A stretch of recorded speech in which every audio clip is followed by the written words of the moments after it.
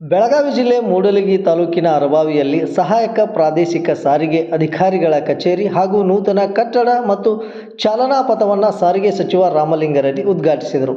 ವಾಹನ ಚಾಲನಾ ಪರವಾನಗಿ ಪಾಸಾಗಲು ಇನ್ನು ಮುಂದೆ ಮ್ಯಾನ್ಯುವಲ್ ಇರುವುದಿಲ್ಲ, ಬದಲಾಗಿ ಎಲ್ಲ ಚಾನಲ್ ಪಥದಲ್ಲಿ ಸೆನ್ಸಾರ್ಗಳನ್ನು ಅಳವಡಿಸಲಾಗುತ್ತದೆ. ಅದರಲ್ಲಿ ಉತ್ತೀರ್ಣರಾದರೆ ಮಾತ್ರ ವಾಹನ ಚಾಲನಾ ಪರವಾನಗಿ ದೊರೆಯುತ್ತದೆ ಎಂದು ಸಾರಿಗೆ ಸಚಿವ ರಾಮಲಿಂಗಾರೆಡ್ಡಿ ಹೇಳಿದರು. ತಾಲೂಕಿನ ಅರಬಾವಿಯಲ್ಲಿ ಸಹಾಯಕ ಪ್ರಾದೇಶಿಕ ಸಾರಿಗೆ ಕಚೇರಿ ಹಾಗೂ ಚಾಲನಾ ಪಥವನ್ನು ಉದ್ಘಾಟಿಸಿ ಮಾತನಾಡಿದ ರಾಮಲಿಂಗಾರೆಡ್ಡಿ ಅವರು, ಡ್ರೈವಿಂಗ್ ಟ್ರ್ಯಾಕ್ನಲ್ಲಿ ಮೊದಲು ಅಧಿಕಾರಿಗಳು ನೋಡುತ್ತಿದ್ದರು, ಇನ್ನು ಮುಂದೆ ಹಾಗೆ ಮಾಡಲು ಬರುವುದಿಲ್ಲ. ಎಲ್ಲ ಟ್ರ್ಯಾಕ್ಗಳಲ್ಲೂ ಸೆನ್ಸಾರ್ಗಳನ್ನು ಅಳವಡಿಸಲಾಗಿದೆ. ಅಲ್ಲಿ ಚೆನ್ನಾಗಿ ಡ್ರೈವಿಂಗ್ ಮಾಡಿದರೆ ಮಾತ್ರ ಪಾಸ್ ಆಗುತ್ತಾರೆ, ಪರವಾನಗಿ ಸಿಗುತ್ತದೆ, ಇಲ್ಲವಾದರೆ ಪರವಾನಗಿ ದೊರೆಯುವುದಿಲ್ಲ ಎಂದು ಸ್ಪಷ್ಟಪಡಿಸಿದರು.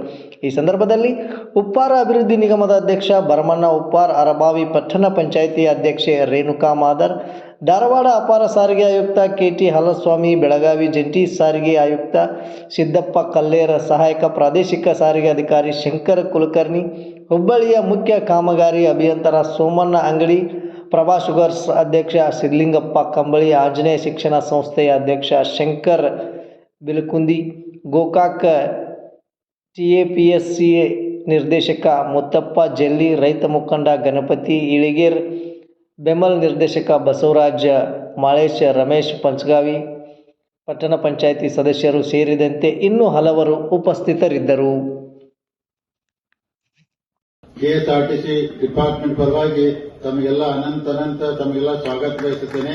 ಯಾಕಂದ್ರೆ ತಮಗೆಲ್ಲ ಗೊತ್ತಿರೋ ಸುಮಾರು 9 ಎಕರೆ ಜಾಗದಲ್ಲಿ ಸುಮಾರು 10 ಕೋಟಿ ಮೇಲ್ಪಟ್ಟಂತ ಬಜೆಟ್ ಅಲ್ಲಿ ಒಂದು ಅತ್ಯುತ್ತಮ ಕಾರ್ಯಕ್ಕಿಂತ ಕಟ್ಟಡ. ಯಾಕಂದ್ರೆ ತಾವೆಲ್ಲರೂ ಬಹಳ ಜನ ಈ ಕಡೆ ಬಂದಿರಲಿಲ್ಲ. ಈ ಏರಿಯಾದಲ್ಲಿ ಬಂದಾಗೆಲ್ಲ ನೋಡಿದ್ರೆ ಬಹಳ ಖುಷಿ ಪಟ್ರು. ಯಾಕಂದ್ರೆ ಒಂದ ಕಡೆ ಟ್ರ್ಯಾಕ್ ಕಚೇರಿ ಒಂದ ಕಡೆ ಇರುವುದಿಲ್ಲ. ಈ ತರ ಅಂದ್ರೆ ವಿಶೇಷವಾಗಿ ಬೆಳಗಾವಿ ಜಿಲ್ಲೆಯಲ್ಲಿ ಏನಿಲ್ಲ, ಬೇರೆ ಜಿಲ್ಲೆಯಲ್ಲಿ ನಮ್ಗೆ ಗೊತ್ತಿಲ್ಲ.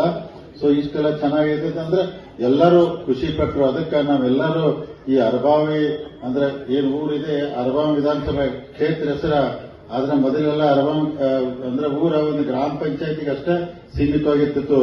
ಇವತ್ತು ಇಲ್ಲಿ ಇದು ಪಟ್ಟಣ ಪಂಚಾಯತಿ ಆಯ್ತು, ಮತ್ತು ವಿಶೇಷವಾಗಿ ಈ ಭಾಗದಲ್ಲಿ ಸರ್ಕಾರಿ ಜಮೀನಲ್ಲಿ ಸಾಕಷ್ಟೆಲ್ಲ ಕಾಲೇಜುಗಳು ಆದವು, ಮೊರಾರ್ಜಿ ಸ್ಕೂಲ್ ಆಯ್ತು, ನಮ್ದಂದ್ರೆ RTO ಕಚೇರಿ ಪ್ರಾರಂಭ ಆಯಿತು. ಅದಕ್ಕೆ ಇಂಥ ಎಲ್ಲ ಯಾಕಂದ್ರೆ ಇನ್ನೂ ಹೆಚ್ಚಿನ ಅಭಿವೃದ್ಧಿ ಮಾಡ್ಕೋದ್ರೆ ಇನ್ನು ಮುಂದಿನ ದಿನಮಾನದಲ್ಲಿ ಇನ್ನೂ ಹೆಚ್ಚಿನ ಸಾರ್ವಜನಿಕರಿಗೆ ಅನುಕೂಲ ಆಗಬೇಕು. ಆ ದೃಷ್ಟಿಯಲ್ಲಿ ನಾವೆಲ್ಲರೂ ಕೆಲಸ ಮಾಡ್ಕೋತ ಅದರಿಂದ ಎಲ್ಲಾ ಅಧಿಕಾರಿಗಳು ಪ್ರಾಮಾಣಿಕವಾಗಿ ಇಲ್ಲೆಲ್ಲ ಕೆಲಸ ಮಾಡ್ಕೊಂಡು ಹೋಗ್ಬೇಕಂತ ನಾನು ಎಲ್ಲರಿಗೂ ತಮಗೆ ಈ ವೇದಿಕೆ ಮುಖಾಂತರ ವಿನಂತಿ ಮಾಡ್ಕೋತೀನಿ.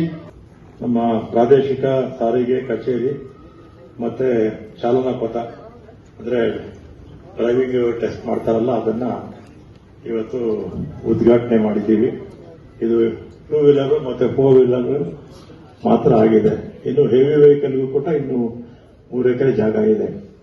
ಈ ಜಾಗವನ್ನು ಕೊಟ್ಟಂತ ನಮ್ಮ ಸತೀಶ್ ಜಾರಕಿಹೊಳಿ ಅವರು, ಬಾಲಚಂದ್ರ ಜಾರಕಿಹೊಳಿ ಆಸಕ್ತಿ ವಹಿಸಿ ಈ ಸ್ಥಳವನ್ನು ಕೊಟ್ಟಿದ್ದರಿಂದ ಅರಬಾವಿಗೆ ಪಟ್ಟಣದ ಪಕ್ಕದಲ್ಲೇ ಇದು ಉದ್ಘಾಟನೆ ಆಗೋದಕ್ಕೆ ಸಾಧ್ಯ ಆಯಿತು.